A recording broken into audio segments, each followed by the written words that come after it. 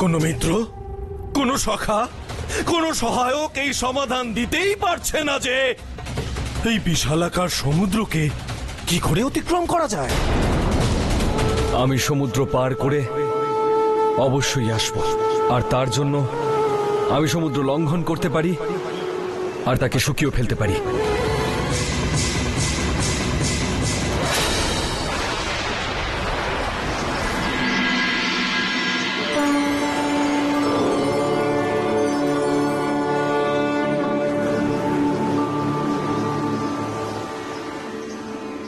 প্রভু, শিবলিঙ্গ নির্মাণ সম্পূর্ণ। এবার ওনাকে জল দান করুন। সুগন্ধিম পুষ্টিবর্ধনম উর্বারুকমিব বন্ধনাৎ।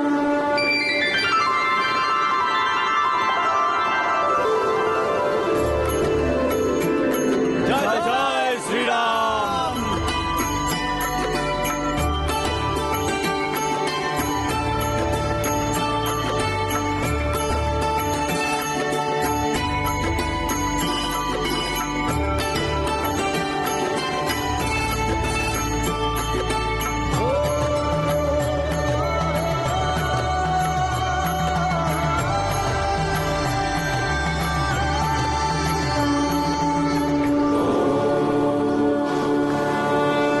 এবার গোদুগ্ধ দিয়ে স্নান করান।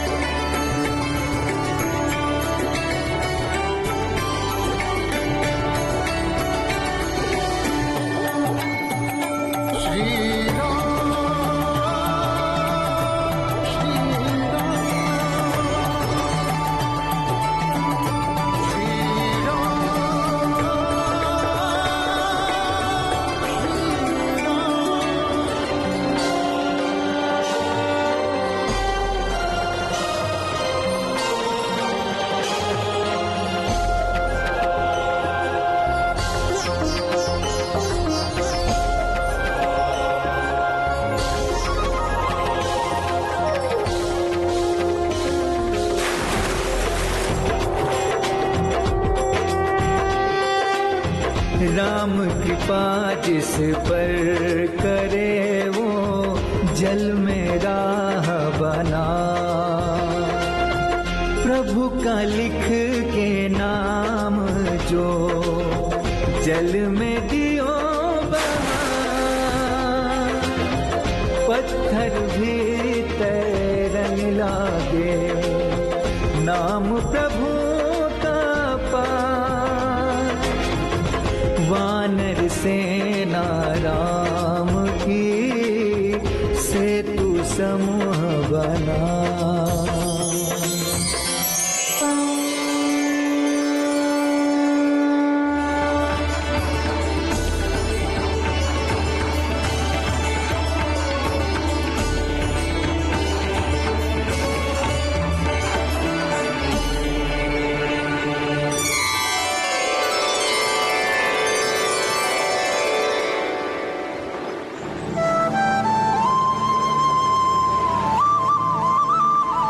প্রভু, আপনার আরাধ্য দেবতা এবং আপনার আশীর্বাদে সমুদ্রের উপরে শতযোজন সেতু নির্মাণের কার্য সফলতার সাথে হয়েছে। হনুমান, এই সাফল্যের জন্য তোমরা সকলে শুভেচ্ছার অধিকারী। হে শঙ্কর, আমার প্রভু, আমার ইষ্ট দেবতা, আপনার অসীম অনুকম্পাতেই অসম্ভব মনে হওয়া কার্য এত সহজে সম্ভব হয়েছে। এই রামের কোটি কোটি প্রণাম স্বীকার করুন।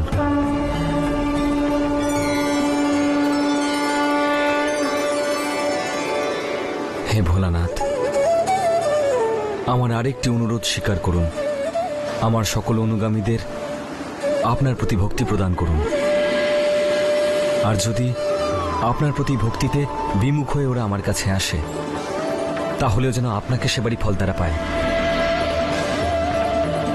হে ভোলানাথ, আমার প্রভু, আপনার তো অনন্ত নাম, এই রামের পক্ষ থেকে একটি নাম স্বীকার করুন। আজ থেকে এখানকার ভক্তকুল আপনাকে শ্রীরামেশ্বর নামে জানবেন। ওম শ্রী রামেশ্বর মহাদেবায় নমঃ।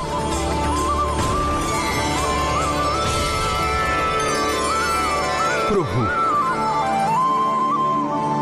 রামেশ্বর নামের ব্যাখ্যা করার কৃপা করুন প্রভু। হনুমান, রামের যিনি ঈশ্বর তিনি রামেশ্বর। আমি মহাদেবের ভক্ত আর উনি আমার ইষ্ট, অতএব উনি রামেশ্বর।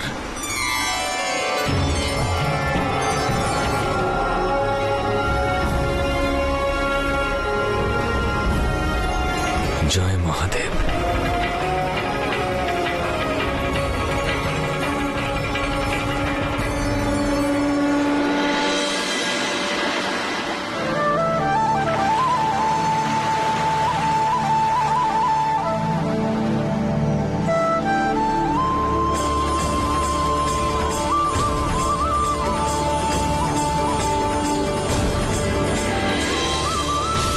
প্রভু শ্রীরামের জয়, প্রভু শ্রীরামের জয়, প্রভু শ্রীরামের জয়, প্রভু শ্রীরামের জয়, প্রভু শ্রীরামের জয়।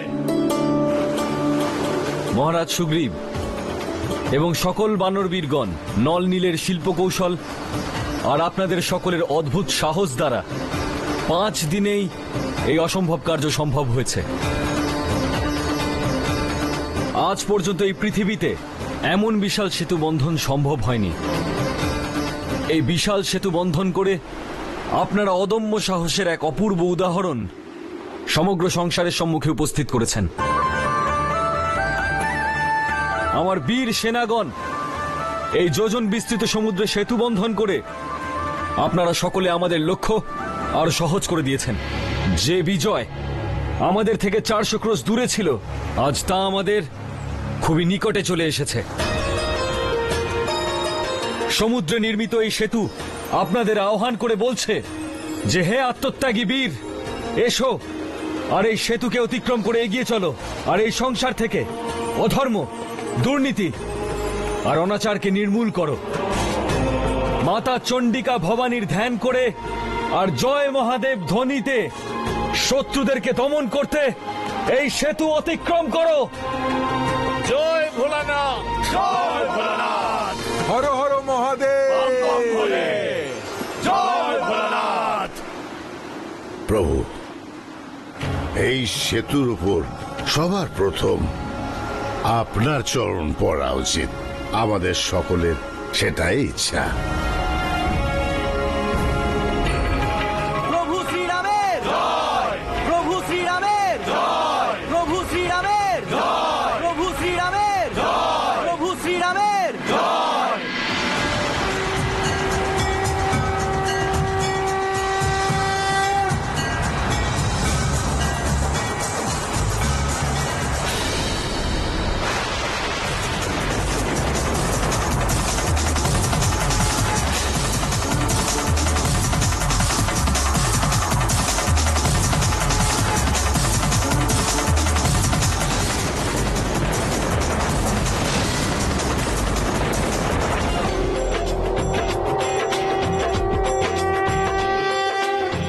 राम की सेना चली, देखो लंका धाम।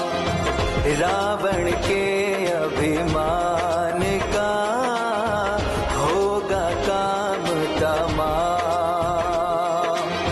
सेतु पर प्रथम चरण, सेतु पर प्रथम चरण, देखो धरते राम।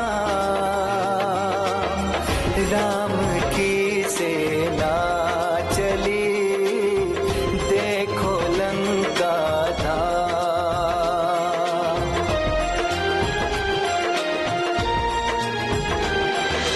না, আমি বিশ্বাস করি না, এ সম্ভব নয়।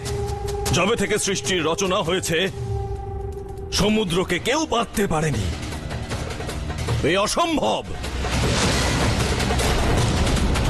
অসম্ভব সম্ভব হয়ে গেছে মহারাজ, তাও কেবলমাত্র 5 দিনের মধ্যে। ওরা সমুদ্রের ওপর সেতু বন্ধন করে ফেলেছে।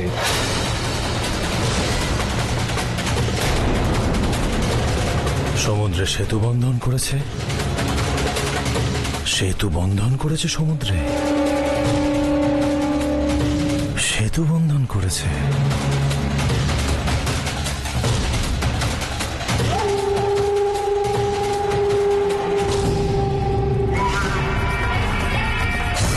রাম তাহলে লঙ্কায় পৌঁছেই গেল।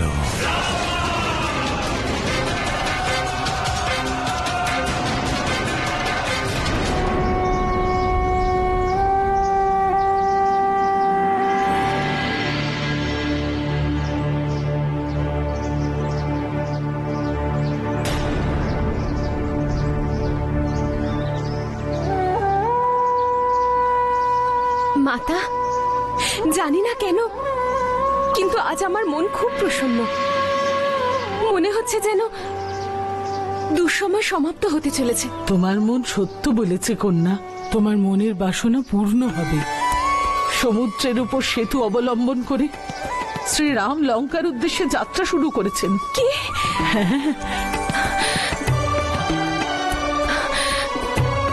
সত্যি?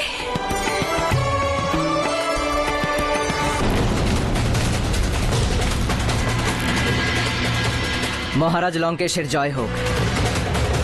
মহারাজ, রাম আর তার বিশাল সেনাদল অর্ধসেতু অতিক্রম করে ফেলেছে।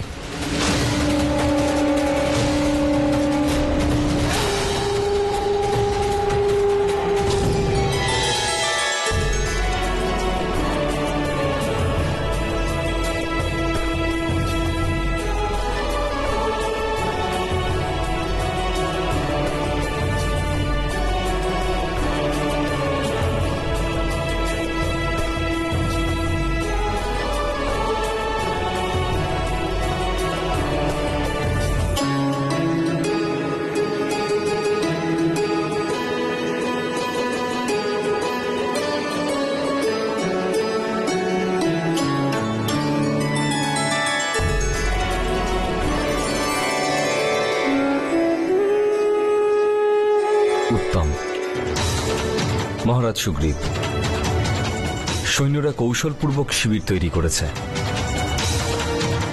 প্রভু, এই শিবির প্রস্তুত করতে মহারাজ বিভীষণ অতি দূরদর্শিতার সঙ্গে নির্দেশ দিয়েছেন।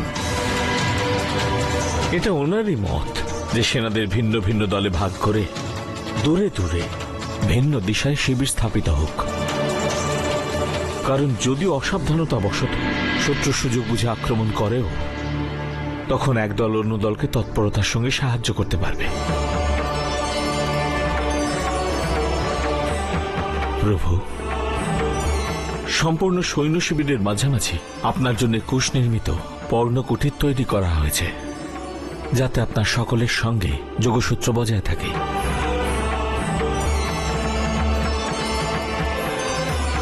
প্রতিটি শিবিরে লক্ষণের শিল্পকুশল হাতের ছাপ দেখতে পাচ্ছি। না ভ্রাতা, এই সকলের কৃতিত্ব আমায় দেবেন না। সবার অবদান আছে এতে। প্রভু, কৃপা করে আপনি আপনার পর্ণ কুটিরে গিয়ে বিশ্রাম করে নিন। রাতের পর রাত আপনি জেগে কাটিয়েছেন। আপনি আমায় বিশ্রাম করতে বলছেন জাম্ববান মহাশয়? সেনানায়কের দায়িত্বে আমি থাকা সত্ত্বেও আপনারা সকলেই আমার জন্যও কত কত রাত বিনিদ্র কাটিয়েছেন। ভ্রাতা, আপনি তো ভালো করেই জানেন যে একজন যোদ্ধাকে যুদ্ধক্ষেত্রে নিদ্রা এলেও জেগে থাকতে হয়। লক্ষণ প্রকৃত সৈনিকের লক্ষণ ব্যক্ত করেছে। নিদ্রা পেলেও জেগে থাকা এবং জাগ্রত অবস্থায় বিশ্রাম করে নেওয়া প্রকৃত সৈনিকের লক্ষণ।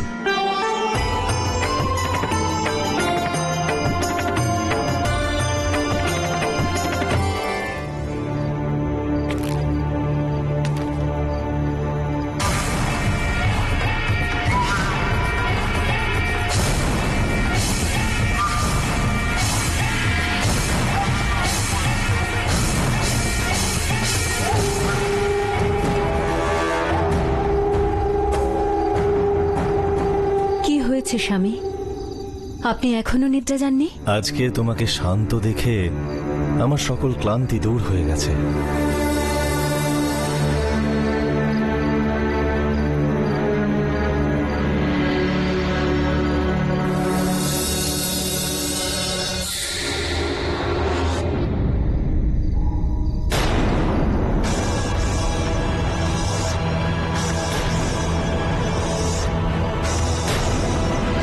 এটা কি? এ কিসের উজ্জ্বল্য? মনে হয় আজ চাঁদের জ্যোৎস্নায় বিশেষ দ্যুতি আছে। প্রভু, আপনার পূর্ণ দর্শন পেয়ে মনে হচ্ছে চন্দ্রমা উৎফুল্ল হয়েছে। কিন্তু চাঁদের উজ্জ্বলের সঙ্গে মাঝে মধ্যেই এই বিদ্যুৎ প্রবাহ কিসের? এটা কি করে সম্ভব? বিনা মেঘে বিদ্যুৎ প্রবাহ কি করে, তাও দক্ষিণ দিশা থেকে? অবশ্যই এতে কোনো রহস্য আছে। অনুমতি দিলে এই রহস্যের সমাধান আমি করি কি পাশেন্দু? বিভীষণ মহাশয় আমাকে বলেছিলেন যে বাস্তবে এটা চন্দ্রমার ঔজ্জ্বল্য নয়,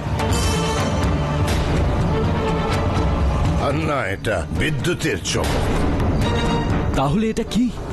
ত্রিকুট পর্বতের উপরে লঙ্কেশের বিলাস ভবন, তার খোলা প্রাঙ্গণে রাবণ সঙ্গীত আর নৃত্যের সভা করে আমোদ প্রমোদে মগ্ন আছেন। সেখানেই উপবিষ্ট রানী মন্দোদরীর কানের কর্ণফুল দুলে দুলে চন্দ্রমার ঔজ্জ্বল্যের ভ্রম উৎপন্ন করছে। তথা মহারাজ দশাননের মুকুট সিংহাসনের ছত্রছায়া থেকে বিদ্যুৎ প্রবাহের আভাস দিচ্ছে। আশ্চর্য যে রাবণের শত্রুপক্ষের লোকেরা এমন বিশাল সাগর অতিক্রম করে পৌঁছে গেছে। যে কোনো সময় আমরা আক্রমণও করতে পারি, ওর মৃত্যু যে কোনো সময় আসতে পারে। কিন্তু রাবণ নির্ভয়ে নিশ্চিন্ত হয়ে বসে আছে। বীরবল লক্ষণ, উনি যা কিছু করছেন তা রাবণের রণনীতির চতুরতার পরিচয়।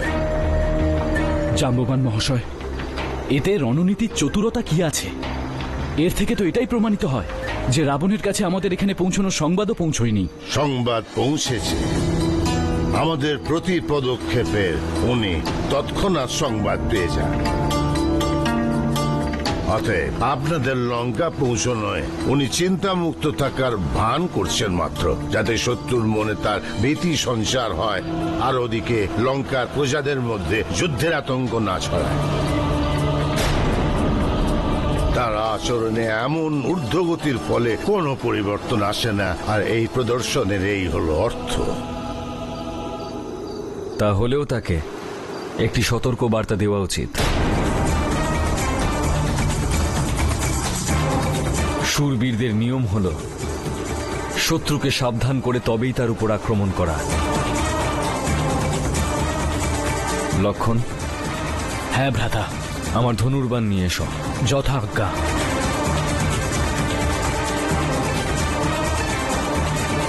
প্রভু, ধনুর্বাণ দিয়ে কি করবেন রঘুকুল শিরোমণি? কিচ্ছু না। রাবণকে সাবধান করব। শুধু এইটুকু বলে দেব যে আমি লঙ্কায় পৌঁছে গেছি।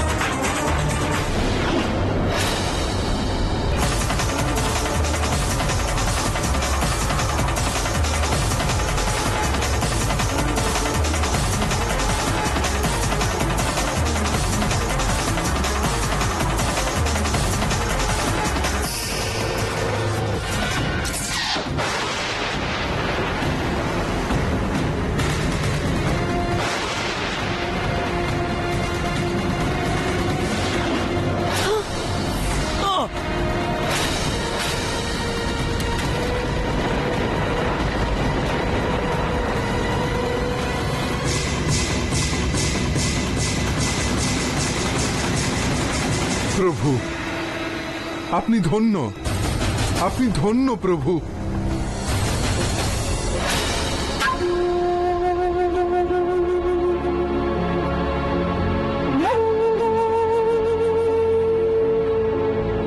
স্বামী,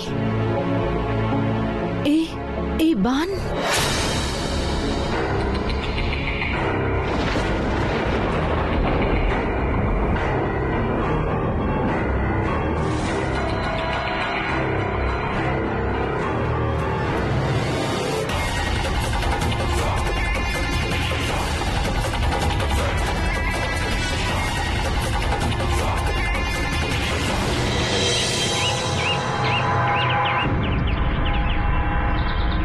যুদ্ধ অনিবার্য, তাই শাসন কার্যের সকল বিভাগ যুদ্ধনীতি অনুসারে নির্ধারণ করা হবে। আমোদ প্রমোদ আর ঐশ্বর্যের সকল প্রসাধন আজ এই মুহূর্ত থেকে স্থগিত করা হলো। এই আদেশ এক্ষুনি পালন করা হোক। ইন্দ্রজিৎ, সেনাকে আদেশ দাও যেন নিজের নিজের রণস্থানে পৌঁছে যায়। যথা আজ্ঞা পিতা।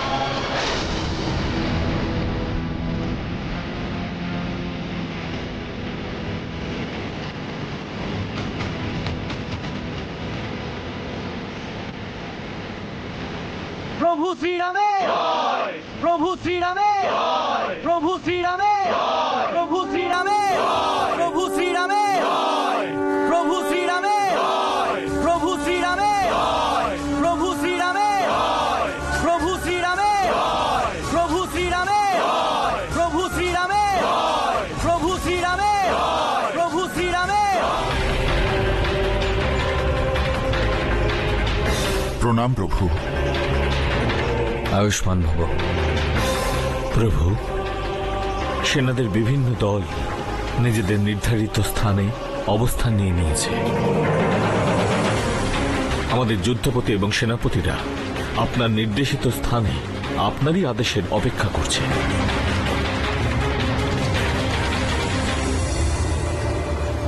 আপনার সংকেত পেলেই আক্রমণ শুরু করা হবে। আপনি এটা নিশ্চিত করুন প্রভু যে আক্রমণ কোন দিক থেকে করা হবে। একটা কথা ভেবেছি মহারাজ সুগ্রীব, আক্রমণের পূর্বে আমাদের রাবণকে একটা শেষ সুযোগ দেওয়া উচিত।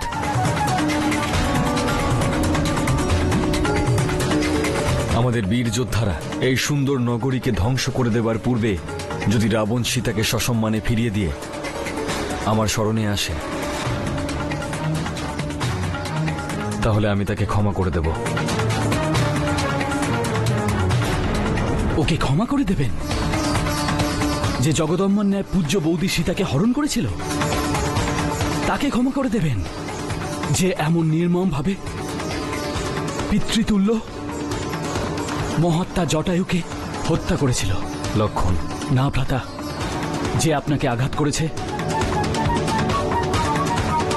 আমি তাকে ক্ষমা করতে পারবো না। লক্ষণ, শাস্ত্রই বলে শক্তিশালীর কখনো ক্ষমাগুণ ভুলে যেতে নেই। দয়া হলো বীরের শোভা। দেবগুরু বৃহস্পতি রাজনীতি শিক্ষাদানের সময় বলেছেন, নিজ ক্রোধ ব্যক্ত করার জন্য কোনো একজন ব্যক্তিকে পাপের শাস্তি দিতে গিয়ে যদি তার প্রজা অথবা নির্দোষ প্রাণীদের সর্বনাশের সম্ভাবনা থাকে, তাহলে বীর পুরুষের নিজ ক্রোধ দমন করে ক্ষমাগুণ ব্যবহার করা উচিত আর নিজের শত্রুকে তার কৃত পাপের প্রায়শ্চিত্ত করার সুযোগ দেওয়া উচিত। এই হলো রাজধর্ম আর এই হলো রাজনীতি। কিন্তু এখন প্রশ্ন হলো যে দূত হিসেবে কাকে প্রেরণ করা যায়?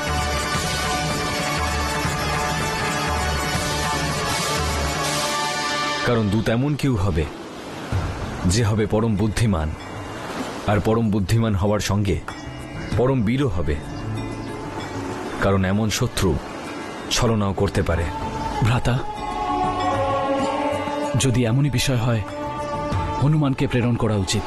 না লক্ষণ, যদি আমরা হনুমানকে প্রেরণ করি তাহলে শত্রু মনে করবে যে আমাদের সেনাদলে একজনই বীর আছে, যাকে বারংবার প্রেরণ করছি।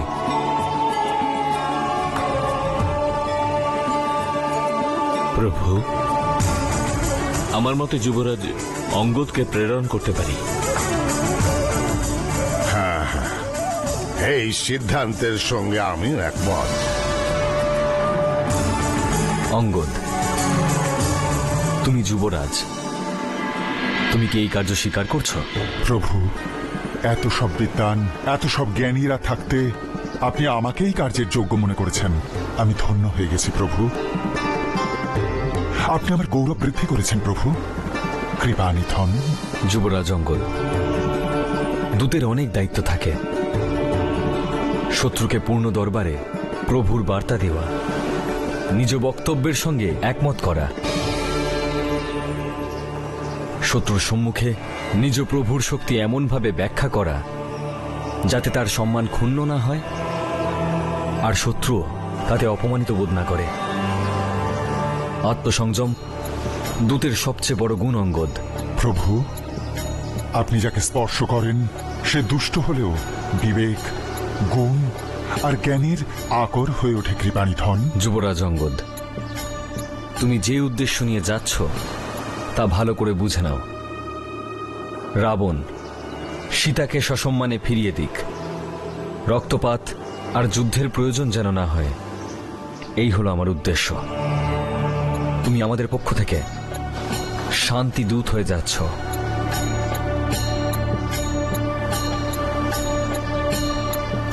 আপনি আমাকে এই আশীর্বাদ করুন রঘুনাথ, আমি যেন বিজয়ী হয়ে আপনার চরণে ফিরে আসি। যুবরাজ অঙ্গদ, দূতের আরো একটি কর্তব্য থাকে, শত্রুর সম্মুখে নিজের দলের শক্তি আর নিজের সেনাদলের ক্ষমতা চাতুর্যের সঙ্গে বর্ণনা করা, যাতে শত্রু আতঙ্কিত হয়ে পড়ে। যে বিশ্বাসের সঙ্গে আপনি এই দায়িত্ব আমায় দিচ্ছেন, আমি যেন তা পালন করতে পারি, আমায় সেই আশীর্বাদ করুন প্রভু। বিজয়ী ভব। মহারাজ, আমাকে অনুমতি দিন। যাও অঙ্গদ, সফল হয়ে ফিরে এসো।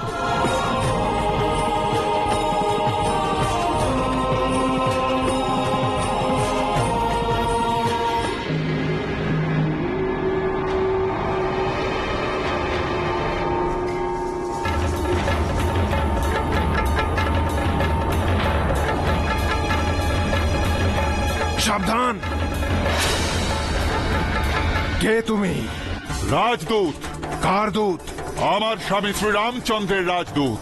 আসার উদ্দেশ্য? মহারাজ রাবণের কাছে আমার স্বামীর বার্তা আমি পৌঁছে দিতে চাই। ঠিক আছে, কিন্তু মহারাজের বিনা অনুমতিতে তুমি আর অগ্রসর হতে পারবে না। আমি ওনার অনুমতির প্রতীক্ষা করব।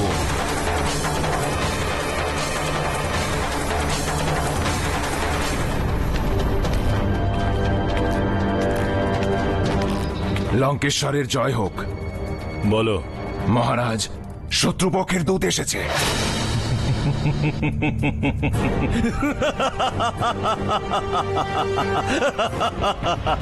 অতি উত্তম রাম, অতি উত্তম। আরে এখনো তো তুমি আমার চন্দ্রহাসের চমকি দেখলে না, তার আগেই ভয়ে ভীত হয়ে শান্তি দূত পাঠিয়ে দিলে। তাকে নিয়ে এসো। যথাজ্ঞা মহারাজ।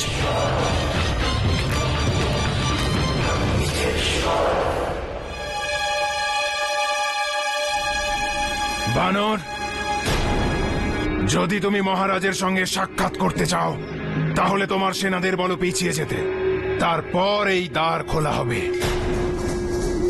দূতের শস্ত্রের কোনো প্রয়োজন পড়ে না, তোমার গদা এখানেই রেখে যাও।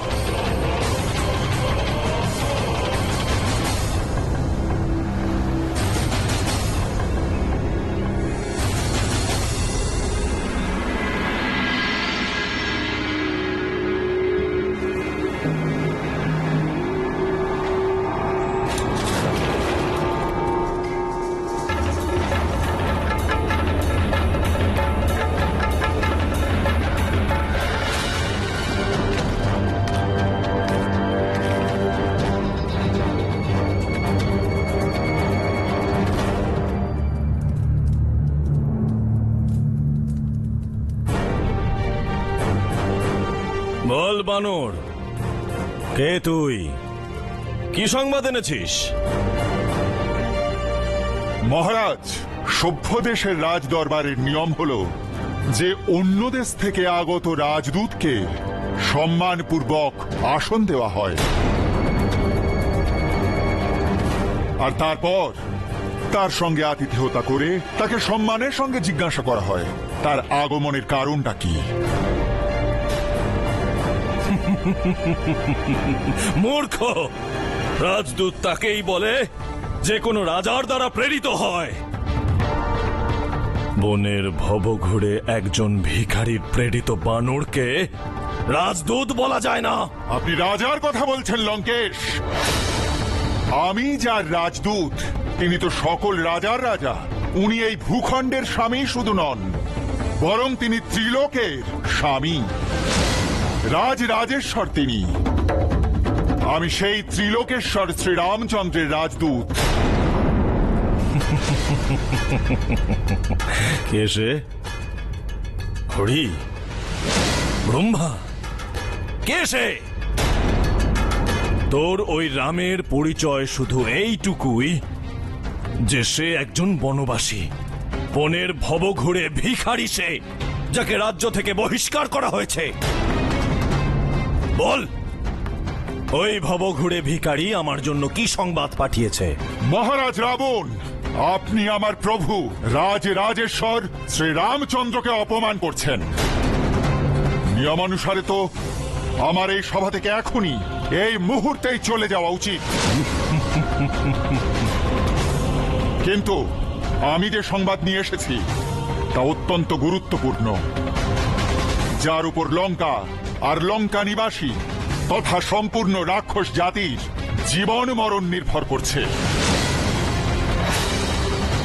আমি এই সভায় নিজের জন্য স্বয়ং এক রাজোচিত স্থান নির্মাণ করব, যার উপরে বসে আমি আমার রাজার বার্তা আপনাকে শোনাতে পারি। জয় শ্রীরাম।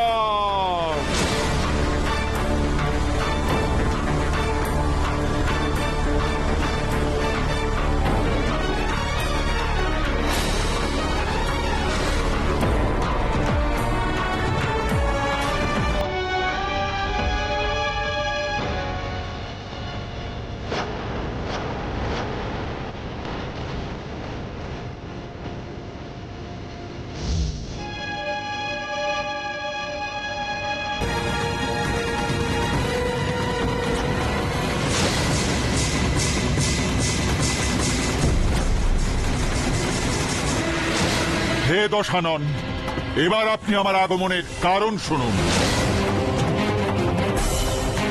আমি আপনার হিত এবং মঙ্গলের জন্য শ্রী রঘুবীরের দূত রূপে এসেছি।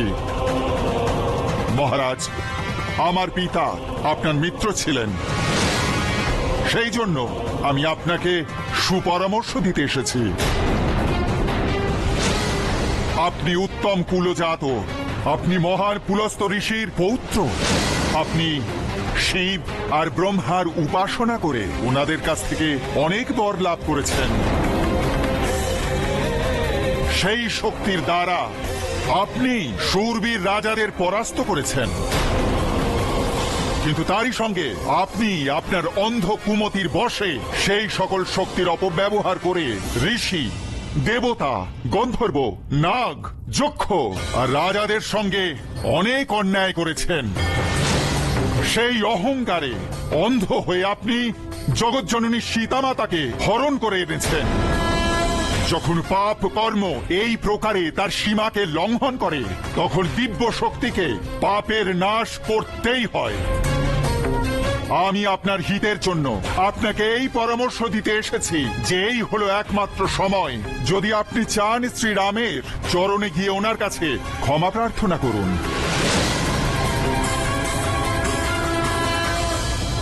শ্রীরামের এই হলো মহত্ব যে সত্য হৃদয়ে শরণাগতের দোষ ক্ষমা করতে দ্বিধা করেন না। যে তার শরণে এসে বলে, হে প্রভু আমাকে রক্ষা করুন, উনি তাকে অভয় প্রদান করেন। ওনার বাণে সমগ্র ত্রিলোককে একসঙ্গে ভস্ম করার শক্তি থাকা সত্ত্বেও উনি একজন সত্য বীরের ন্যায় দয়া ত্যাগ করেন না। এই কারণে বানর, কি বললি তুই? তোর পিতার সঙ্গে আমার মিত্রতা ছিল? কে তুই? তোর কুলের পরিচয় দে। মহারাজ, দেবরাজ ইন্দ্রদেবের আত্মজ কিষ্কিন্ধারাজ বালির পুত্র আমি। আমার নাম অঙ্গদ।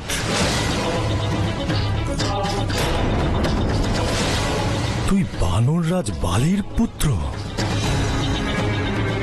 ওনার সঙ্গে তো আমার মিত্রতার সন্ধি ছিল। তুই আমার মিত্রের পুত্র, আমার পুত্র সমান তুই। তোকে দেখে আমার অত্যন্ত দুঃখ হচ্ছে।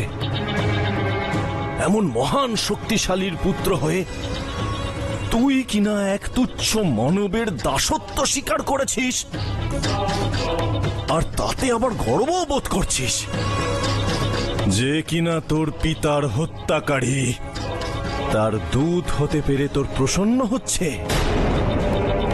অঙ্গদ, তুই তোর বংশকে কলঙ্কিত করেছিস। হতে পারে পিতা যে বালির মৃত্যুর পর সুগ্রীবের ভয়ে কেউ অঙ্গদকে সঙ্গ দেয়নি, আর অঙ্গদ সম্পূর্ণ অসহায় হয়ে নিজের তাতো আর পিতৃহন্তার সেবা কার্য করতে বাধ্য হয়েছে। যদি এমনটা হয়ে থাকে তাহলে তুই নিজেকে একা আর অসহায় মনে করিস না অঙ্গদ। তুই আমার মিত্রের পুত্র, আমার পুত্র সমান তুই। আমরা তোর সাথে আছি। তোর পিতার সিংহাসনের ওপর কেবল তোর অধিকার আছে, আর আমি তোকে প্রতিশ্রুতি দিচ্ছি যে আমি ওই রামকে মৃত্যু প্রদান করে তোর রাজ সিংহাসন তোকেই ফিরিয়ে দেব। তুই নিজেকে নিরুপায় মনে করিস না। তোর হৃদয়ের প্রতিশোধের আগুনকে স্তিমিত হতে দিস না পুত্র। তুই রামের খুবই বিশ্বস্ত।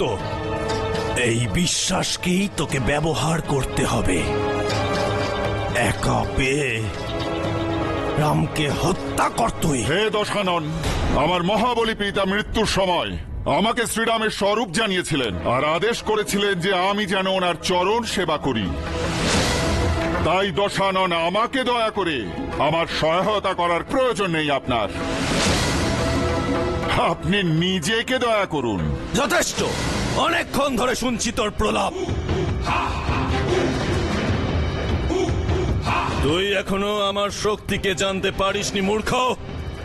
যখন আমার হাত খড়গের দিকে অগ্রসর হয় তখন আকাশের লোকপালও ভয়ে কেঁপে ওঠে। একজন যোদ্ধার নাম বল তোর সেনা দলে, যার সঙ্গে যুদ্ধ করে আমি আনন্দ পাই, আমার সম্মান বৃদ্ধি হয়। আপনি সত্য বলেছেন। আমাদের সেনায় এমন কেউ নেই যে আপনার সঙ্গে যুদ্ধ করে সম্মানিত হবে।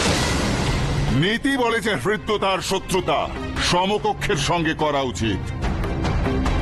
আপনার ন্যায় পাপী, কামুক, নারী লোভী যে পরস্ত্রীকে হরণ করে এমন নীচের সঙ্গে যুদ্ধ করে কার সম্মান বৃদ্ধি পাবে? সাবধান অঙ্গদ, এ কথা ভাবিস না যে তুই দূত হয়ে এসেছিস বলে আমার সম্মুখে যা খুশি বলবি আর আমার হাত থেকে বেঁচে যাবি। দূতেরও কিছু মর্যাদা থাকা উচিত। যদি রাবণের সম্মুখে তুই সীমা অতিক্রম করিস তাহলে সেটাই তোর অন্তিম প্রলাপ হবে। অভাগা, যদি তুই রাবণের সহায়তা না চাস তো ভালো, অন্তত রাবণের ক্রোধের কথা ভেবে তো ভয় কর। রাবণ, রাবণ, রাবণ, কতবার এই নামটা উচ্চারণ করবেন মহারাজ? আমি এটা জানতে চাই, এই জগতে এমন কত রাবণ আছে? এক রাবণের কথা তো আমিও শুনেছি, যে মহারাজ বালিকে জয় করতে পাতালে গিয়েছিল। সেখানে তাকে বানর শিশুরা তাদের পুচ্ছে বেঁধে অত্যন্ত প্রহার করে। তখন বালি তাকে অনুগ্রহ করে মুক্ত করে দেন। আর একজন রাবণের সম্পর্কে আমি শুনেছি যে সহস্রবাহু তাকে সামান্য কীট মনে করে ধরে ফেলেছিলেন। তখন পুলস্ত মুনি তাকে রক্ষা করেন। আর এক রাবণের কথা বলতে আমার সংকোচ হয়। কারণ বলা হয় যে আমার পিতা পূজার সময় তাকে বগলে চেপে ধরে পূজা করতেন। এই সকল বীরদের মধ্যে আপনি কোনজন মহারাজ? মূর্খ! আমি হলাম সেই বলবান রাবণ যার বাহুর শক্তি কত কৈলাস পর্বত তা জানে। আমি সেই রাবণ যার শৌর্য বীর্য স্বয়ং উমাপতি মহাদেব স্বীকার করেছেন। আমি সেই রাবণ যে তার মস্তক পুষ্প রূপে উৎসর্গ করে পূজা করত। আমি হলাম সেই বলবান রাবণ যার পদক্ষেপে পৃথিবী এমন করে কেঁপে ওঠে যেন কোনো নৌকোতে হস্তি আরোহণ করেছে। এমন জগৎ প্রসিদ্ধ রাবণের সম্মুখে তুই ওই তুচ্ছ মানুষ রামের কথা বলছিস? কি করেছে সে? বানরদের সহায়তায় সমুদ্রের ওপর সেতু বন্ধন করেছে। এই কি তার প্রভুত্ব? সমুদ্র তো পক্ষীয় অতিক্রম করে নিতে পারে, কিন্তু তা বলে তারা সকলেই শূরবীর হয়ে ওঠে না। তোর রাম যদি এত বড় যোদ্ধা হতো তবে সে দূত কেন প্রেরণ করবে? ওর কি শত্রুর কাছে একবারও শান্তি দূত পাঠাতে লজ্জা করলো না? মহারাজ, লজ্জা তো কেবল আপনার ভূষণ। হে লঙ্কেশ, যদি আপনার নিজের যোদ্ধারের শক্তির উপর এত অহংকার থাকে তাহলে আমি শ্রীরামের পক্ষ থেকে আপনার সমস্ত যোদ্ধাদের আহ্বান করছি। আমি আমার পদ আপনার এই দরবারে স্থাপন করছি।